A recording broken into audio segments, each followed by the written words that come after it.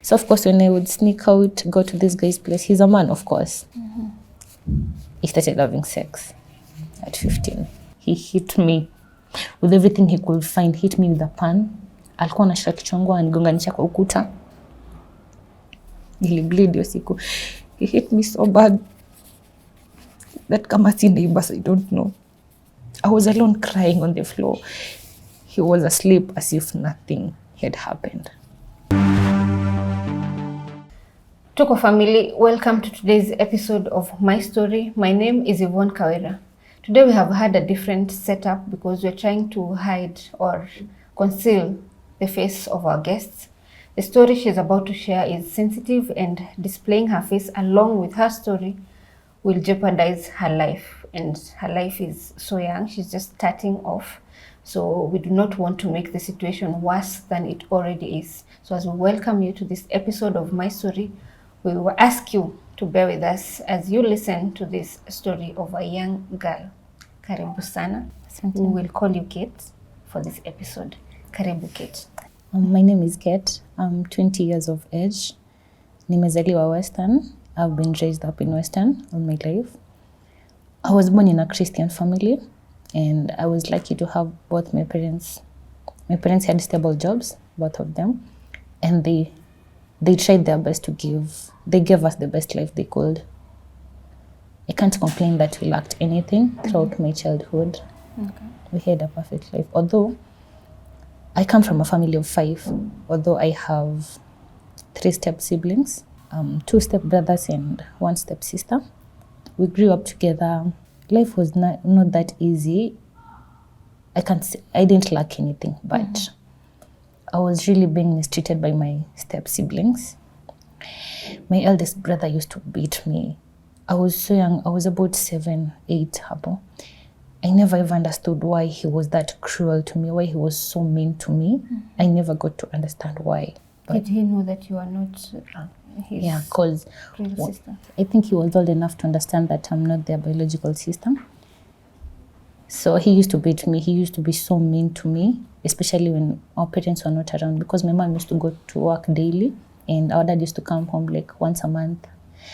So there's nothing much my mom could do, because every time I could report to her, she would be like, it's okay, utazoea tu. For my other step brother, I don't know, but he used to show me porn. From the age of 11. We were not even allowed to have phones. I don't even know why he used to get those phones. I've never understood why, up to date, why he used to do that to me. And that time you were young, did you tell anyone? No. I grew up with a very strict mother, by the way, because it reached a point he was like, you love complaining, and whenever you come here to report, I don't know why, sometimes he would just cut me off, and she never had time to listen to me, by the way. So it reached a point like there's nothing I could do about it, because hata nikireport hakuna kitu kilikuwa inafanywa. It ruined me. It really did.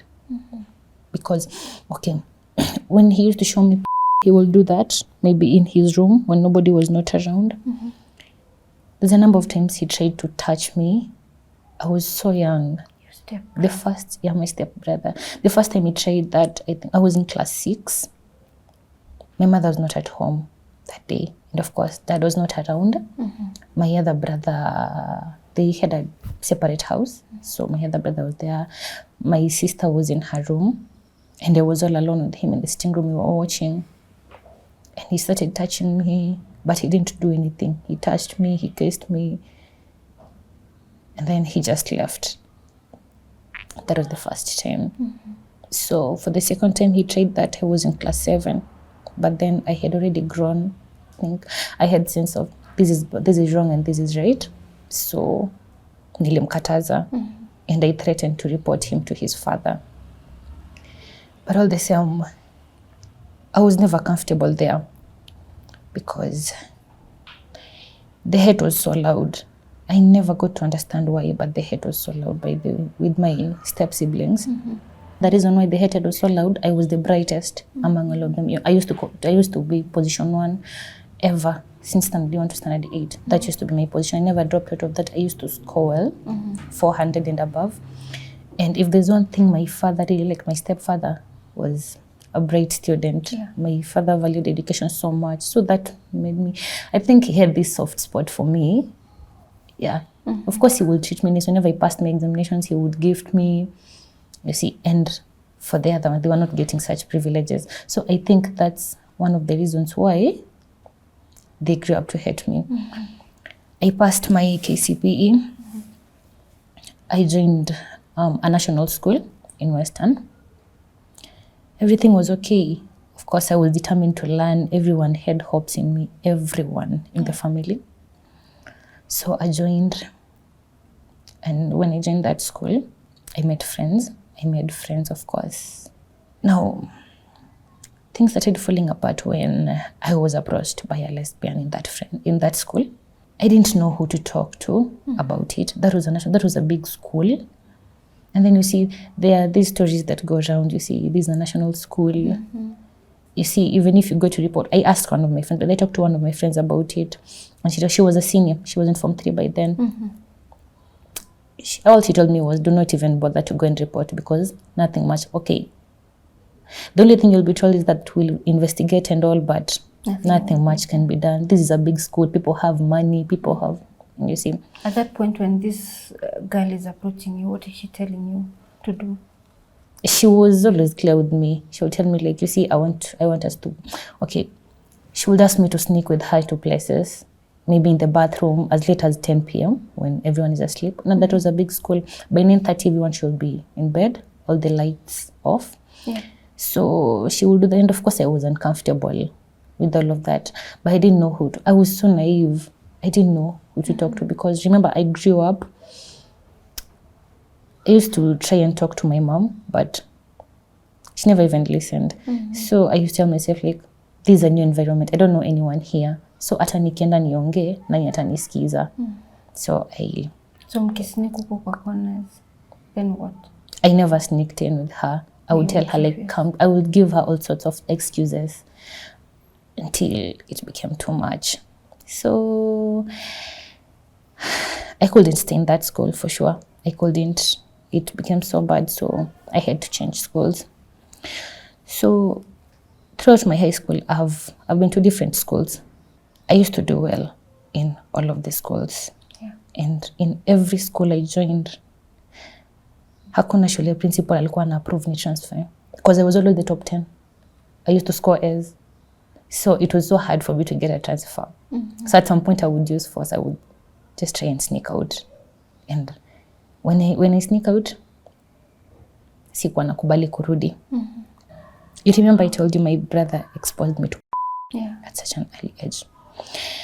I have strict parents. I have strict uncles. There's a time I sneaked out of school na nilichapwa. I was really beaten. And what hurts me to death is that nobody ever gave me a chance to explain why I sneaked out of school. Nobody. It was all about tunalipa fees, una west. Yeah. So nilichapwa. It reached a point when I sneaked out of school. I couldn't go home. So, of course, at the age of 15, 16, you're an adolescent. Boys are out here, of course. Yeah. And I had a phone. I remember I had a phone. So, yeah, this guy, always talking and all. Alikuwa amemaliza shule. He had a place. So, when I sneaked out of school, I used to go to his place. Yeah. They would look for me, but I used to go to his place and, yeah, I would stay there until I feel like, no, it's enough. I need to go back to school. You know, despite me sneaking out and all, I used to value education. It will reach a point and I just tell myself, like, no, I want to go back to school. I want to go. So, of course, when I would sneak out, go to this guy's place, he's a man, of course. He started having sex at 15. So, apparently, I got pregnant. At that point? Yeah, at the age of 15. Of course, my mom found out early enough. And all she said was, you cannot keep the pregnancy. I don't know where she got the pills, but I had to terminate. Do you know how many months the pregnancy was far gone? Around 1 month. Okay. around 1 month. So I had to terminate. I was still in high school. I was so young. I carried that guilt. After that, she never even got to talk to me, maybe to ask me how I felt about that, maybe to get some counseling. Because she's in a position, if she wanted, she would. She's in a position. She was in a position, yeah. So she never bothered about it. So instead, I became the bad person. I was always seen as this bad person. Like, even if I would go through something and I went and told her, to always be like, wasi unajua vile unakuanga, I don't know, hizo tabia zako and all. So I decided to keep my problems to myself, to fight my own silent battles. I changed school a number of times. Because that bitterness, that guilt, see, I have no one. At this point, I remember I came to find out I have a biological father somewhere. So I didn't know that would be the beginning of my downfall. How did you find out? There is an aunt of mine who told me, you see, she asked me, how does your father treat you, my stepfather? I just told her, we are okay and all, because my stepfather is one person. He doesn't talk much. Even if you did something when he was away, when he came back home, hata maybe kuna hiyo woga atakuuliza ama atakuchapa. He would never ask anything. So then she told me, by the way, do you know that's not your father? And of course I had to ask her, what do you mean he's not my father? Because hajawahi nionyesha ati yesi babangu. But ilifanya ufilaji that discovery that this person who you thought was your father isn't? Of course I was shocked. Because everything was just okay. You couldn't even tell. You could never tell. So of course I was shocked. But then at the same time I was curious to know who my father is. So of course I had to talk to her. So she told me, there's an aunt of mine from the other side, anajuana naye. So I can talk to that aunt of mine and then I can get to my father through her. All this time you're not telling your mom that? No. All these things you're discovering? No. Because I knew she wouldn't do anything about it. She wouldn't support it. Yeah. So she gave me my aunt's number. I called and of course I talked to my father and he confirmed it's true. I'm your biological father. So you see, where I'm staying, I can't talk to my mom about anything. I have this guilt. I'm already having sex. I've already had an abortion. And I'm growing up and the environment is so bitter. I'm being mistreated by my step siblings. I used to see that step brother of mine who used to touch me and I just freak out. Whenever he was home, I would just freak out. I would lock up. But you would not tell anyone what he used to do to you? I would never tell anyone. I would never ever tell anyone. So that environment became toxic for me. Yeah. Because, sometimes parents think when you have food, you have shelter, you have everything, that's okay, that's life. So I talked to my father and I decided I wanted to see him. And this time, I just told myself, like, I'm not going to sneak. I'm facing my mom and I'm telling her the truth. I want to see my father. So I talked to my mom. Of course, she would not approve. But eventually, with time, she talked to my grandparents and my grandfather decided to take me there. So I went there. Of course, I was welcomed well. But when I reached there, I didn't find him. I found my grandmother and some other uncles and aunts from the other side. Kawapata. They welcomed me well. I got to meet my siblings. My father, we reached there at around 9. My father came at around 11 and he was drunk. That was your first impression? My first, yeah. The very first time I'm meeting him. He was so drunk, anastaga. Recognize? Yeah, he did. All he said was, I'm your father. Of course, that impression was not, because I could see from my grandfather's face, he was pissed off. Of course, I was disappointed because this is not the same person I've been talking to. Yeah. But then that day I was to go back with my grandfather, but my grandmother insisted, since I've never been there, at least I sleep even for a day. It took time to convince my mom, but eventually she agreed.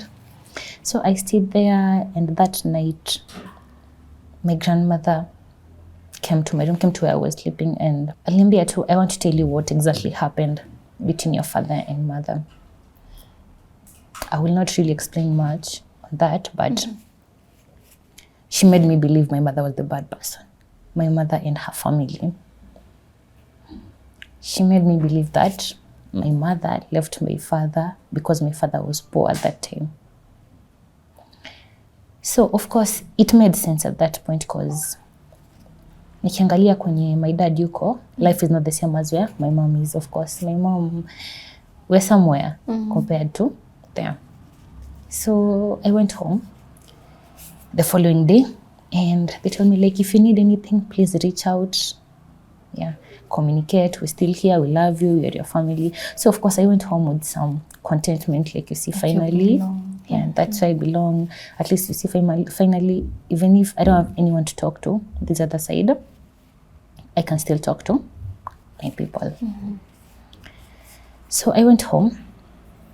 Of course, my mother wanted to know what I had been told by that side. And of course, I couldn't open up to her. That was obvious. All she told me was, usidanganywe. Akanyamaza. So you see, on my mother's side, because I used to sneak out of school, everyone saw me as a bad person. I could never ever talk to anyone on that side. When I first met my biological father, I think that's when my stepfather started changing. He would come home, he would not even greet me. Things started changing. Did they found out that? Yeah, I don't know who told him, because initially when I went to meet my father, my mom warned me I should not tell my stepfather anything. But my stepsister was aware. So I think, and she has a very good relationship with the father. So I don't know, but I think, yeah. Okay. So he started changing. He stopped paying my fees. He stopped providing anything for me. He changed completely. And you know, when he met my father, I didn't change my attitude towards me. I still loved him. In fact, I was still shocked, like, how comes all these years, you see, and he was so good to me. So for me, everything remained the same. Yeah. But for him, I think he was never okay with that. So he changed, he stopped paying my fees.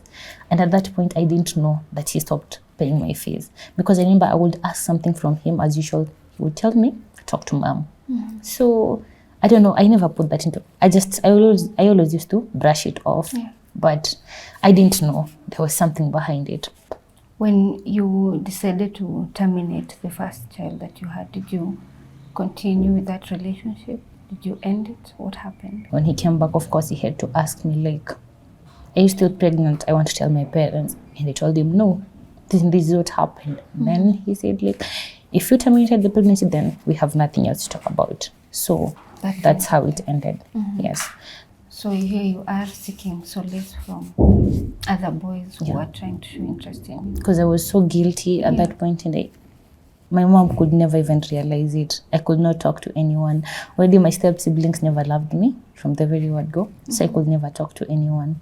I have a small sister, so she was too young, by the way. She was too young to understand. She's the only sibling who ever showed me love, but she was too young for that. So when I was in Form 4, there's a time I was using my mom's phone to study. And at that time, I didn't have a phone. So, you know, parents, you're in Form 4, you should not have a phone, you should be focusing. Yeah. Until a certain message popped up. She had saved that teacher's number by his name. So I definitely knew. I don't know. But out of curiosity, I went into that chat. And yeah, they were sending each other love messages, pictures, I don't know what. So you can tell if someone is having something going on through their texts. So this is when I started joining the dots, because when I'm in school, there's a way this teacher used to treat me with so much hate. It was so obvious. I remember my classmates used to ask me, ulikosea nini teacher nani? And I never got to understand why. Because the last school I joined, of course, it was late time nilikuwa na transfer, and registration, KCC registration was almost done. So of course, I had to come out clean like this and this is where I'm transferring, but I need a chance. I promise I'll do better. And then maybe results from my previous schools zilikuwa zinanisaidia because I was bright. So at some point, I would convince myself like maybe he's judging me from my past behaviors but then it reached a point it was too much. It was so open. He would come to class, scold me before the other students. Any minor mistake, he would punish me so severely for a mistake that if someone else did, they wouldn't get the same punishment.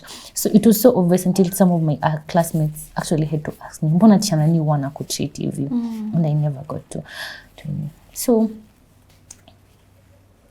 I came to find out about that. I was so hurt. I was so hurt. This time I was so hurt. Of course, I started joining the dots. It now made sense. This is why he treats me this way. So in my mind, I just told myself, anaona mamangu kama mjinga, of course, because he's aware she's married. So I tell myself, like, of course, anaona tu minifala kama mamangu. I didn't tell anyone about it again. It was so hard for me going back to school 3rd term to focus in class. Of course, they're there revising and all. For the KCSE. For KCSE. This is now the time to decide. This was going to determine how my life was going to be. This was that moment for me. I couldn't talk to anyone because hata ningeambia mtu, it wouldn't make sense. You see, it wouldn't make sense.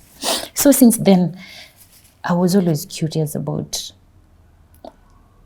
I don't know, but something changed towards my mom because I never used to look at her the same way I used to, because I used to see her as this perfect woman. Even when they had issues with my father, I used to believe, like, you see, my mom can't be wrong. My mom can't be wrong. So if I had the chance, I would sneak into her phone, go through her texts. And that even made it worse because I came to find out again she had an affair with some other teacher from one of my former schools. Again. Of course, that was not easy. That wasn't easy. Sometimes I would never talk to her because I was so disappointed. I felt so angry. I was so bitter. I didn't know what to do about it. I can't talk to anyone about it because at the same time, I don't want to humiliate her. You've never told anyone? He never did. And she would ask me, mbona umechange? I would tell her it's nothing. And then she would always tell me, like, when hizo mood swings zako and all. So deep down najiambia, if only you knew I'm this way because of you. So yeah. Tell me about how you performed your high school and how you find yourself in campus. I passed. I had a B. B. Your exams? Yes. I passed. And I qualified to pursue the course I always wanted. Okay. So, yeah. So still thank God for that because despite it all, I made it. And you see, everyone was waiting for my failure, including my steps. Yeah, because everyone used to hear, you see, I've been in and out of school. But I thank God I made it. So yeah, I got the chance to join. So before I joined, I stayed for like a year at home because of the delay ya barua kuja. So this span of 1 year that I was at home, there's a time I was cleaning my mother's bedroom. I don't know. Okay, I just wanted to do a thorough cleaning for her. Honestly, from the bottom part of my heart, si ati nilikuwa nachokora kwa vitu zake. I just wanted to thorough clean her room so that akitoka kazi, at least ako impressed. And when I got into one of the wardrobes, kuna place nahoga amepanga sweaters. See, time napanga hizo sweaters, I think nilinua one of the sweaters and something fell from the pocket. And I picked it up. It was a container full of medicines.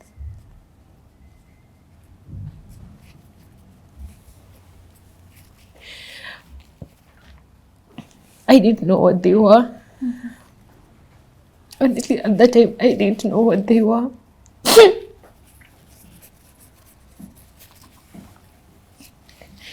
So of course I was suspicious because kama kuna dawa kwa nyumba, kuna place huwa zinakaa. But this one specific, imefichwa.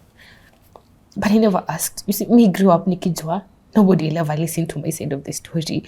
I will always be the bad person, so it's okay. But still, haikunitoka. I still wanted to know hini nini. So yeah, I took a picture. I remember I took a picture of that because I had a phone. It was after phone 4. I took a picture and I still kept quiet about it. She never found out you touched her stuff? No. Me cleaned as it because of course nimemaliza form 4 mini msichana and yeah. I just did the cleaning as usual. I was so suspicious, but that is it. So did you ever try to find out what this medicine was for? I did. Okay. Going back kidogo, the time my mom was sick. Seriously sick for like a month. My stepfather never showed up at home. Things were falling apart. Like they had issues and it was so open. Everyone knew wakona issues. Hata si kama kila mtu alikuwa anajua wakona issues. My mom was so sick at that time. I didn't know what was going on because if you ask her, she would always be like, ni pressure too. I don't know what. If you tell her to go to hospital, she'll be like, I'll just go. And she never went.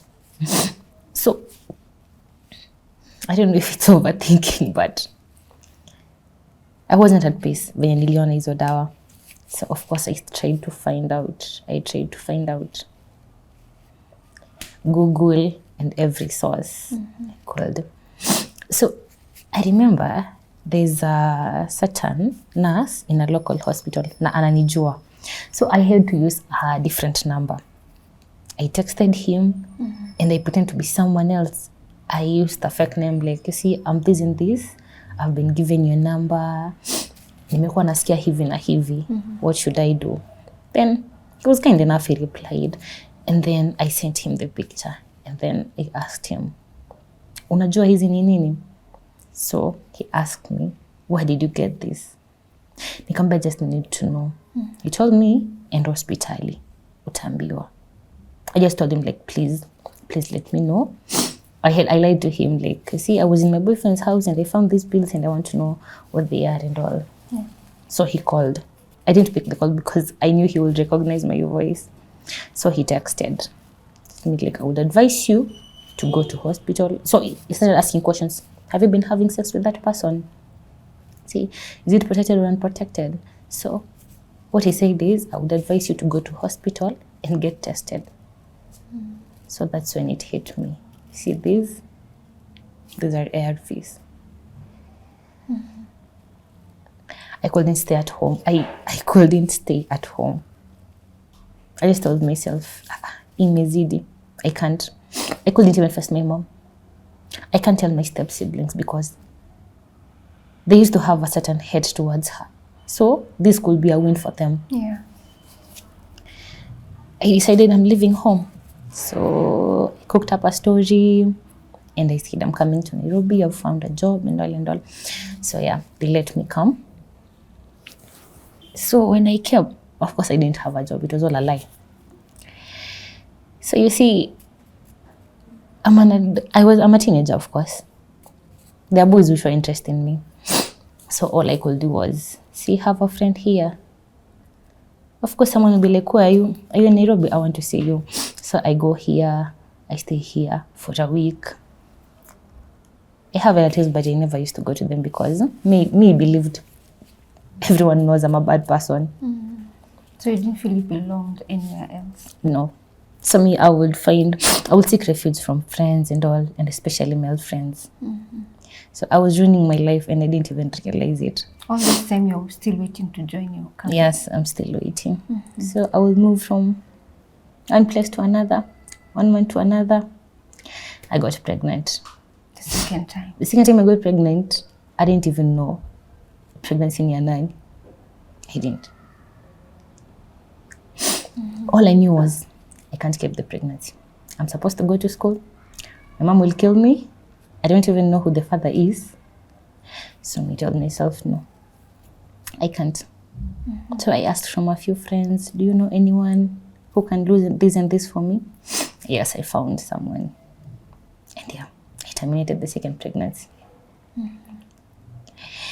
All this time, of course, I'm going through all that. I'm not talking to anyone. I can't go back home because I've not even made peace with whatever I found out at home. Yeah. I haven't told anyone. So I still stayed. I don't know. I was so careless. I think at that point, I didn't even fear HIV anymore because I used to tell myself, if my mom is positive, and if there's someone I love with all my heart in this world is my mom. So if my mom is positive, then it's no big deal. Like, it can just happen. I hated my life. I hated myself so much. Because I remember my step-siblings actually found out about the first. Remember it happened when I was still at home. Yeah. And they made sure everyone knew about it. How did that make you feel? So bad, of course, because everyone was judging me. Even the relatives, you can't go to anyone's house. Ni kama ni kila mtu akutaki because of your behavior and all. Tell me about the time you joined campus and how life was in campus. When I joined, of course, life was okay. And before I joined, I actually had 2 other pregnancies that I terminated again because it was the same thing. I stayed for almost a year at home. Yeah. So all that time, you were in relationships with different people. Yeah. Whenever I could see, maybe someone showed interest in me and he's like, no, just come and stay and all. Anyway, I used to have protected sex because I don't know it even know, but... These people, are they your age mates, the ones you are having relationship with? Or are they older than you, married men, unmarried men? What kind of people were they? One thing about me, I've never had an affair with a married man. Okay. But these campus boys, of course, we are in the same age bracket. And of course, you get pregnant for someone is like, I can't take care of a baby right now. I'm still depending on my parents, so we have to terminate it. It happened. Yeah. So by the time joining campus, I had terminated 4 pregnancies. So I joined. In 1 year? Yeah. It reached a point I told myself, you see, I've terminated so many pregnancies. I'm not even fertile anymore. Like, let me just live my life the way I want it because I don't even think because first of all, they were never safe. I used to do them in the house. I never used to go to hospital. So whether I'm messing with my fertility or not, mimi sikuwa najua. And I didn't care at that point. I didn't really care. So I joined, remember at this time, my stepfather and my mother were having so many issues that I didn't know why. So it was all on my mom. I joined campus. She tried her best. I managed to join, and yes. So when I joined campus, I met someone. Yeah. When I met this person, he was so good to me, by the way. He was so good. At that time when I was joining campus, my mom had a lot of financial issues. Actually, when I joined, all she managed was the fees. So for the upkeep, it was just a matter of survival. So you see, I'm meeting someone, he's there. He's always there. He's providing. But when I started dating this person, I think I was warned by so many people. What were they saying he's like? So that, to try and deter you from dating him? Like, he loves women. I don't know if I should use a womanizer term or something. Yeah, everything about him was a red flag. They used to tell me, like, this guy... Okay, there's a time someone told me, you see, I've seen him with 4 different women in a span of 3 months. And I still ignored. Because for me, when he came, he was so good. He would provide everything for me. He would treat me so... Like, everything was okay. Everything was okay. And within 2 months, I met his brother. Everything was so fine. I was in love and all. So, yeah. One thing about him, whenever we had issues, he would never own his mistake. He would always find a way, yeah?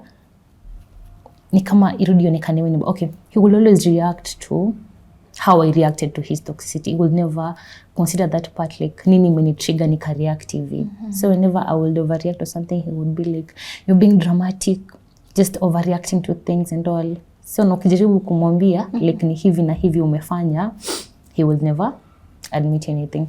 So after 1 month, I got pregnant. One thing about him, I remember him telling me, siwezi tumia condom. That's one thing inafaa ujue. And me, since I've lived a very careless life before, it was no big deal. So, I got pregnant for him. The 5th time now. Yeah, the 5th time I'm pregnant. When I texted him, he told me he would come see me in the evening. So sure enough, in the evening he came. So he told me, like, what's your plan? This time, because I'm in love, and finally, I have someone, I have that assurance. There's someone there for me. So I told him, I'm not even sure if I'll keep it, but I don't want to terminate it. I don't want to. And he was like, if you decide to keep that pregnancy, ujipange peke yako. Mimi silei mtoto. Kutuko kwa hivi na hivi, and there's no way napelekea mamangu mtoto sahi. So I'm giving you up to tomorrow. You decide what you want to do. What you want to do. If you're keeping it, we are done. If you're terminating it, we are okay. So at this point, because I'm in love, and then I've done it before. So although I didn't tell him that I had done it before, so it was no big deal. And at the same time, I didn't want to lose him. But then I told myself, like, when he comes back, I'll try and talk to him about it. At least pole pole, we can come up with an agreement. So the following day he came. I didn't know he had even come with the pills. So when he reached, we had supper and we started talking. And I told him, like, I know we're not ready to be parents, but I want to keep it. I was 19 by then. I want to keep it. I didn't know. Up to date, I kept asking myself, sijui nini mbaya niliongea kwa that statement. Because the next thing I remember is he hit me. Alinislap vibaya. And he told me, nilikuwa hapa jana and I told you. So we are terminating it. Hata sikupei option ya kuweka na ukae na mtoto peke yako. Tunaitoa because everyone knows we are dating, and wakisikia uko na mimba, of course watajua ni mimi. So we are terminating it. So I asked him, do you know how to? And what he told me ni, wewe si msichana wa kwanza nimedate. And wewe si msichana wa kwanza nitakuwa natoa mimba. I have done this several times. I didn't have a choice. He did it. It was so painful. Tuko wawili kwa nyumba. I was forced to. I cried the whole night. Of course, the pain from the process and the guilt and everything. It took me back to the previous ones. He didn't care. I was alone crying on the floor. He was asleep as if nothing had happened. So these are the red flags I ignored. After that, sure enough, we were good. I met some of his people, the cousins, the brothers, the friends, and we were good. So I think one thing I could not keep up with him was the fact that he used to cheat. And the number of times, but I cheat about 2 or 3 times, I told him, I can't do this anymore. I want to end this. And he would always threaten me. End it na uone. Kila mtu atajua ulitoa mimba. I will make sure I ruin your reputation. I will make sure you pay for it. So all this time you're in school, struggling with all this, how is this even affecting your mental health, your schooling, your education? Are you able to concentrate with this? Of course not. I couldn't concentrate, but at the same time, I couldn't talk to anyone about it because I didn't know how.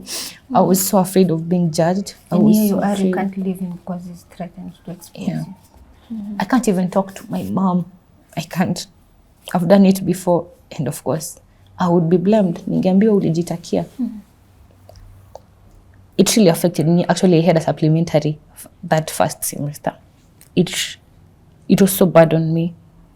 So he was a total manipulator. When we are together, he would always treat me like trash. He would always talk to other women, nikiwa hapo, and it was no big deal. As long as he comes in the house, ameleta vitu, or he takes you out for dinner and all. Yeah. That should be enough. That should be enough. Usimulize anything. Anaweza fanya kitu, usimulize anything. The way he would react to things, And then when I want to move on, when I want to end it, when I'm away from him and I'm happy without him, he would always come back saying Vinya, he's sorry and all. And I don't know why, but You fell for it. I used to take him back until a certain day. There was a neighbor who had moved in to that plot. There was a boy who had moved in. So of course, alikuwa mgeni, and of course he had to ask. He came to my house first to borrow a charger. Na akampata. That guy was in there. So mimi nikamsaidia charger akaenda. And then that evening, he was not around. The guy came to return my charger. So I don't know what happened, but I don't know who told him that guy was in my house. So he came in. Akaanza kuniambia vile namcheat. Kazi yangu ni umalaya. And the way he's been providing everything for me, that's all I can repay him with. Venye mimi ni malaya and all. So he really insulted me. He really insulted me. It was at night, he was shouting, making all the noises and all. So what I told him, if you feel you've had enough, because at the time I think I had had enough, he's always cheating. I used to cry, like that relationship, I used to cry day in and out. So what I told him is, if you feel like you've had enough of this, just go, just leave. You have your own house, this is my house, acha tutuachane. I think that was there. He hit me. I still have pictures on my phone. He hit me with everything he could find. Hit me with a pan. Alikuwa anashika kichwa changu anigonganisha kwa ukuta. Nilibleed hiyo siku. He hit me so bad that kama si neighbors, I don't know. I remember this time I'm a student. I'm only 19. And I'm still going through all of this. And I remember, I see when we started dating, everyone knew we were dating. There was a certain lecturer who called me and told me, I know you're having an affair with Nani and Nani. End it as early as this. You see? So he was this person. I think everyone knew. But then I didn't listen. So, after he hit me, that day it was too much. I called my mom. That middle of the night, I called her. She didn't pick. She called back in the morning because she was asleep. Then I told her what had happened.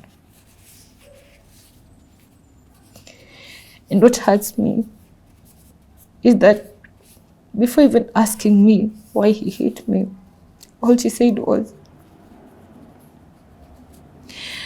umeenda campus kutafutana na wanaume, unatembea na wanaume tofauti, so wame find out, ndio maana unapigwa. So it's kind of like blaming you for what you've gone. Without even asking me what happened. Did you eventually end this relationship with this man? No. So after that, I decided to file for assault. So I was given the B3, but then kwenda hospitali nikaambiwa I'm supposed to pay a certain amount. I didn't have the money. Calling my mom, she told me, hizo ni mashida zako. Mimi sikuomba uende campus kutafuta na wanaume. So of course I couldn't get the money from anyone. I still ask myself up to date, I don't know why. Because even that evening, the following day after he hit me, he came to my house, apologizing, telling me how sorry he is, he was out of control, it won't happen again, and all. Remember that time my face is so swollen, and we were still going to class. My face is so swollen, I have bruises all over. Trust me, I took him back that evening. I took him back. At what point did you decide this is too much and you had to walk out? What had you done? I got pregnant for him for the second time. And as usual, He forced you. yeah, he said he couldn't keep the baby. But this time, I refused. Nilimwambia hapana. I can't do this anymore. The first one, I can't. Because nikumbuka the pain I went through alone. He didn't even care about anything. So, nikamwambia hapana. I'm keeping it. So, it was so hard. The first month, he wasn't there because I didn't want the baby. So, for the second month, so whenever he would be away na aone I'm doing fine without him, he would always come back to make sure siko sawa. Because whenever I took him back, I remember it was too much. He would always tell me like, okay, whenever I asked for something from him, ama what plans he had, he would tell me like, ukitaka fanya umalaya usupport your mtoto. mimi nilikwambia sitaki mtoto. Now this time I can't talk to anyone. I can't go back home. So it reached a point. Kuna hapana. I can't keep this baby because hakuna penye tunaenda. I had my fifth. So at this point, niliona hapana. It's too much. I can't keep living like this. He made sure everyone knew about it. So the stigmatization, people judging me, I lost friends. I lost everyone. I used to be so alone. Remember, I'm still going through that guilt. Nikikumbuka, home hakuna mtu naezongelesha. When I call my biological father's side of anything, hata kama nimelemewa, like, because my mom has not been okay financially. When I call my biological dad or my grandmother from that side, they will always tell me, mama kwa alitoka hapa akaenda kaolea kwa mtu akona pesa. So why are you calling us? Yeah. So at this point, are you still in a relationship with him, ama who may end? I ended it.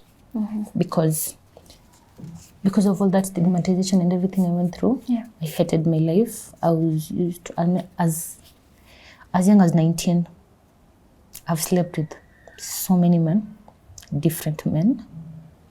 I don't even know my status at that point. I've had 5 abortions. I'm not even worth it. That's what I used to tell myself. So I told myself, like, you know what, I'm just going to end my life just that way. So I cut myself several times. But I don't know why it never worked. I've taken an overdose of pills like 3 times. Nothing ever works. I never go to hospital after all that, but I don't know why it never works. When you cut yourself, what is your intention? What do you want to? I want to bleed to death. Because I used to cut myself and then I take, the scars healed. So when I used to cut myself, I would cut myself and then I take sleeping pills so that nilale, and then I just bleed and die peacefully. And then looking back, najiambia I'm the only person my mom is counting on. I'm the only one. Literally, I'm the only one she has, because eventually the relationship between her and my stepfather ilibika kabisa. So right now it's like she's raising us as a single mom. I'm the only one she has. Sometimes I think of doing it, then najiambia hapana. The pain I'll put her through. I don't blame her for anything that happened. I don't. Of course, sometimes I'm bitter. I do ask myself, like, why? Why didn't she ever give me a chance? Why? The things I found out about her, I think those are the things that really messed up my mental health. And then I just told myself, like, I won't judge her. She had her own reason. I don't want to judge her. I don't want to hate her. I love my mom so much. So much. Because when my stepfather stopped supporting me, she would take loans and everything to support me. So I used to tell myself, hata nikimjudge, she had her own reason. Na saizi, about your schooling, where are you at? And finally, why are you sharing this story with us today? About my schooling? Okay.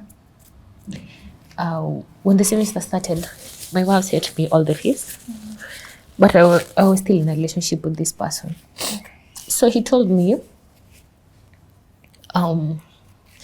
he had some issues. To know he had lost someone's phones, something of the sort. And there's a time he was arrested. So he told me, come on, nitamsaidia, then he will send the money afterwards. I don't know, but I can say this is just a true definition of trauma bonding. Because it was so clear. It was really messing me up, but I still went back over and over again. So I sent him part of the fees and part of my rent too. So due date ilikuwa inafika and he had not yet refunded. So I took some of the amount kwa fees tena. I cleared my rent ndio nisifungiwe nje. So I only managed to pay half of the fees. So after that, I think he was avoiding kurudisha hiyo pesa and all. He was like, after everything I've done for you, unakuja wanitisha pesa. I don't know what. He really, it was so bad when he asked for it. And because I know how temperamental he can be, so I stopped. You let it go. Yeah, I let it go. Yeah, so. Are you still continuing with the education? I am, but I'm supposed to. When you've not cleared the fees, there's something called assessment. You can't be assessed when you're Still have a balance. Yeah, when you still have a balance. And at the same time, I can't talk to my mom because she knows she sent me all the money. So yeah, at this point I can't be assessed, so I'm not sure if I'll go back to school because it's such a large amount. Inyata nikirudi shule, I can't sit for my exams too because I have not cleared the balance. So at this point, I'm not even sure if I'll drop out or if I'll continue with my education. Yeah.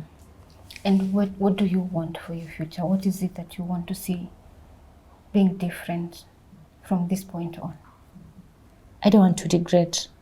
Okay, for the longest time I've been in silence and I've realized that this silence is only killing me. Haijanisaidia. Because everyone I used to talk to would judge me, so I would tell myself, like, let me keep this to myself, but haijanisaidia. It has really messed me up. I just want to learn from my past mistakes. I want to move on because I still believe I still have a future. I have my education with me. That is the only thing I have right now. I just want a second chance in life. I want a second chance in life. I want to finish my studies and have a better life. I want to heal from my past traumas. Yeah. I want to get over this bitterness in me. And I would never wish anyone to go through what I've been through because of hiyo kunyamaza. I would wish someone out there to make better decisions. You don't run away from your problems. That's one thing I realized, because in that process of running away, that's when I ended up sleeping with very many different people, getting pregnant. And when you talk of many people that you've slept with, do you have a number of the number of people that was?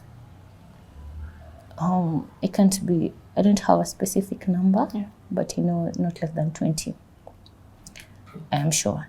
And you see, at my age, at my age, I just want, if there's someone out there going through the same, you have to speak out before it's too late, because at this point, I hate my life. If I'm to write a story about my life, I don't know if there's anything good I'll write about it. This is not a story I would ever wish for any young girl out there to have. I have a future in my hands. I just want a second chance. One thing I want you to know is that this is not the end of your life. It's not the end of your education. It's not the end of your story. You're just starting life. It's true you've learned from your mistakes. It's true you've made some bad decisions, but that doesn't define your future at this point. It's good that you have learned that this journey, going down this road, would not lead you to where you want to be. And seeking help is the right choice you have made right now, the right decision you have made. I will link you up with a counselor, of course, who will also conceal your identity to make sure that the situation does not get out of hand. But you have to promise me that you have learned and picked lessons from your experiences. This time, you're giving it your everything. Are we together? Yes. So thank you for reaching out to us. I know that things will turn around for you, at least mentally, because I'll make sure someone walks with you this journey. But you have to focus with your education for the remaining bit of the years that you have left. Please do that, because your future lies in your hands. And don't judge yourself, don't blame yourself. No amount of blaming yourself will change what has happened so far. So you'll just be tormenting yourself for nothing. Okay? We wish you the very best. And I know things will look up for you. So. I hope so. Thanks, Cate, for trusting us with your story and for opening up to us. Thank you, too. All right. Tuko family, that's the end of Cate's story. Should you wish to walk this journey with her, you will reach out to us through our number, which I'll share with you in a moment. You can help her maybe get her life back together mentally, spiritually, and to guide her as a parent, because she really lacks that guidance of a parent. So if you can do that, we will help you link up with her, but we have to make sure that her identity is protected at all costs. This is the number. This is the Tuko video team office number. It's 0115 106407. 0115 106407. When you reach out to us through that number, you can tell us the reason you're reaching out and who you want to help, and we will guide you accordingly. Thank you so much for staying with us till the end of the show. My name is Yvonne Kawira. Keep it Tuko.